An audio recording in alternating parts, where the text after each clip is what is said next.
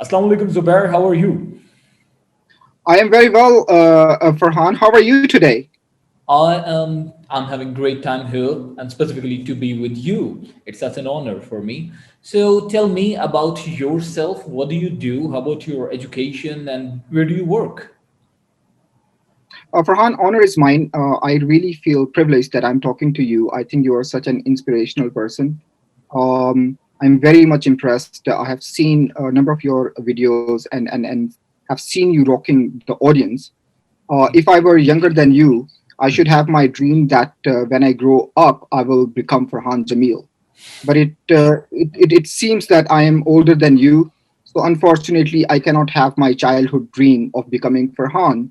But I think there are a number of people who would be watching this video and they Hmm. will say, hey, when I grow up, I would become Farhan Jamil. About me, I am currently a Chief Fellow at Oxford Center for Islamic Studies, Hmm. where I am working on a book project about Islam, Constitution, and Human Rights.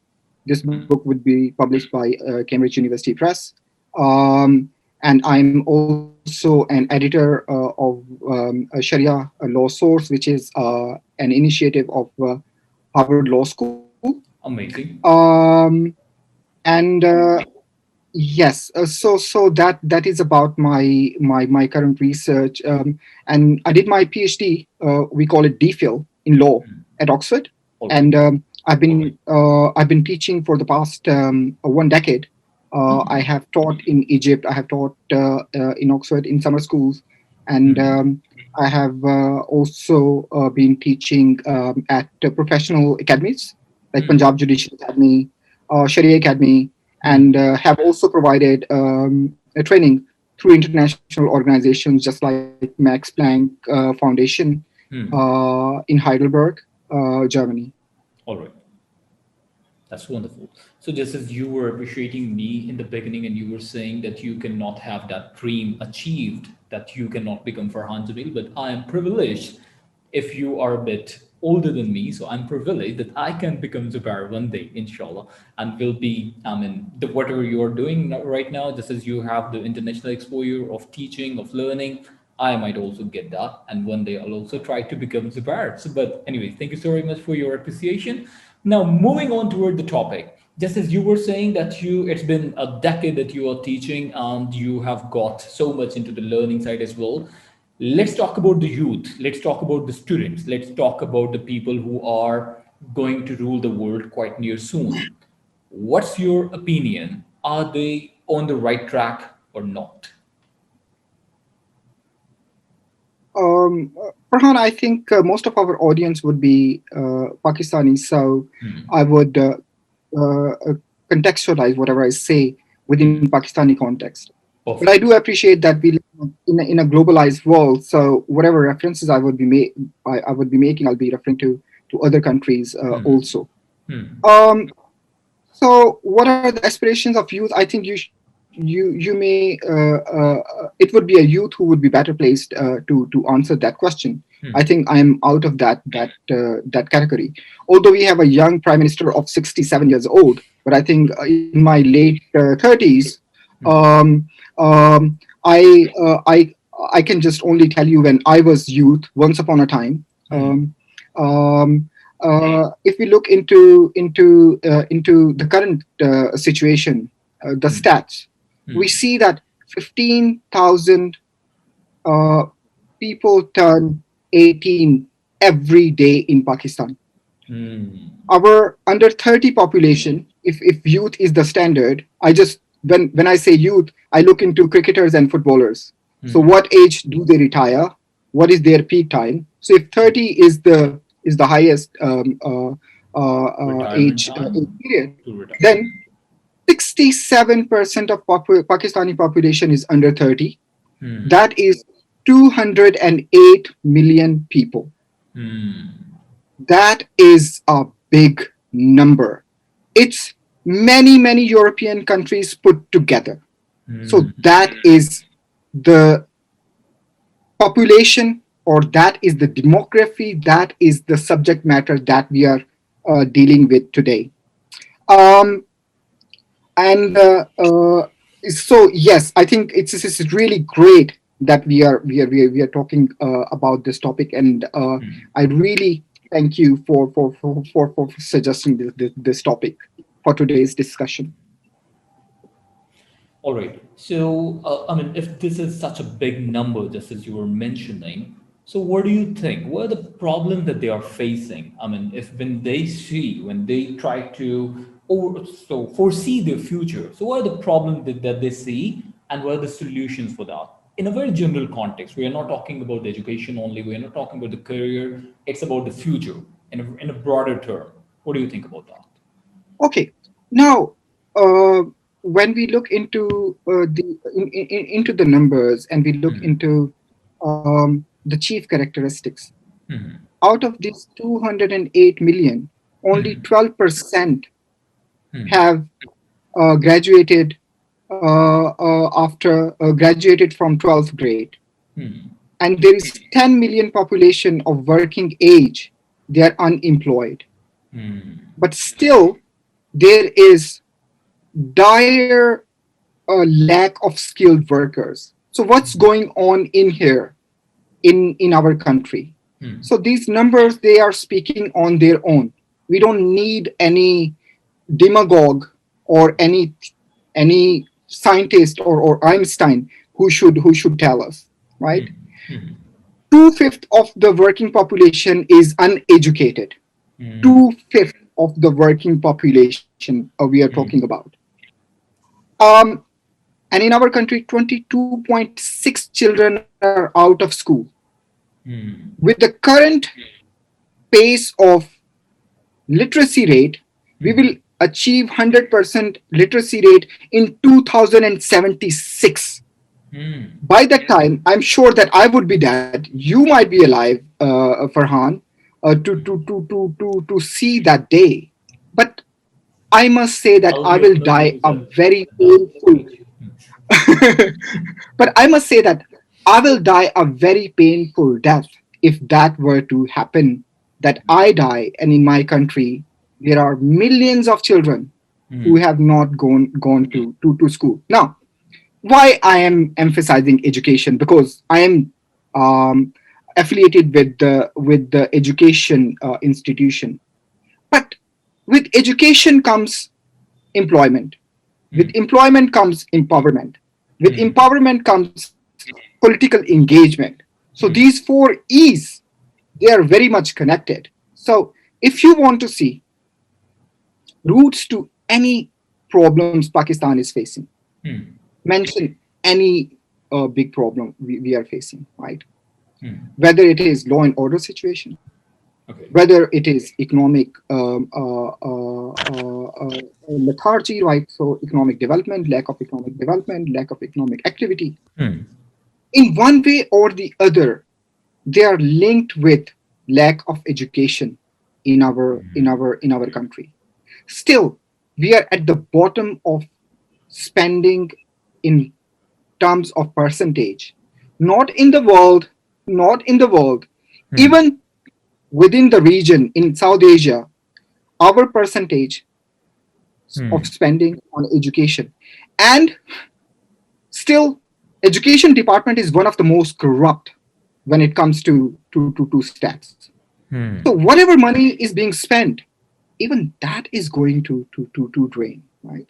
So we will talk more about challenges and opportunities. Hmm. Hey, 64% population, over 200 million people, their asset, right? So you talk about minerals, you talk about gold mines, you talk about pearls or whatever. Hmm. 200 million pearls need to be educated, need to be empowered, need to Hmm. be engaged, need to be employed. So that is our real asset, and we Hmm. need to focus on that. Perfect. A very good definition, by the way. This is the grassroots, this is the baby step that we should take to, for like, if we take it only, then we can think about the development. only then we can think about the new Pakistan term might be. Yeah, true. But how about those people who are studying, who are educated, who have got the piece of paper as a degree, but they are not enlightened the way you were saying earlier? How about those people? What do you think? The universities, the education system, is it doing justice with the youth or not? Farhan, I'm very much impressed by your background. You have lots of certificates. Honestly, they are wonderful, and it has restored my confidence in university education. Although, in my estimation, university as an education has lived its existence, or its functionality, or its use. So what happens is that there is this concept of path dependence. If something starts, then it keep on recurring itself, even if its utility has gone. There are so many things in our personal life, in our collective life. So they had some kind of utility at the time when they were started. I mean, take the example of Ganga being the most sacred river, because at that time it was sacred when they started treating it as sacred. But when they started dumping dead bodies and sewage into it, it's not sacred river anymore, right? So same like universities, when they were started off, so there were very interesting kind of analogies between university and factory. So you come on time, you start on time, and then you leave on time. So because collective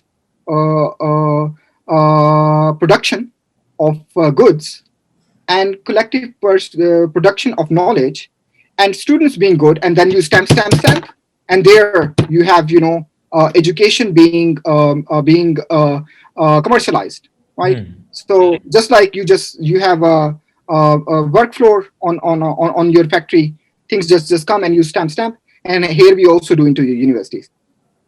Things come, you stamp, and they just go, right? True. Now, I think university as an institution has lived its utility.